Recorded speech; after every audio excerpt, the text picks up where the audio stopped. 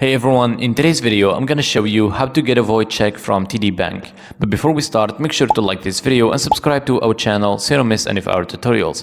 And now let's get into it.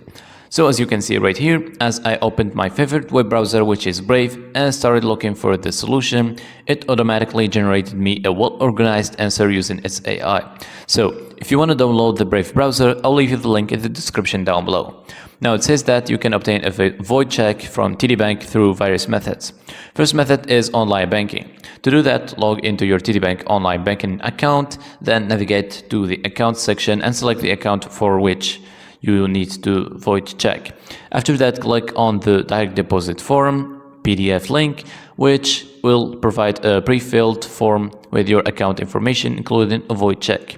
After that, download, save, or print the form as needed, ensuring your printer settings do not distort the barcode.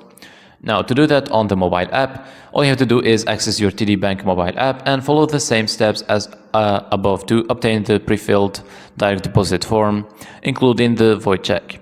Now, through the customer service, you can call TD Bank's customer service at this number and then choose the option for account services and inform the representative that you need a void check.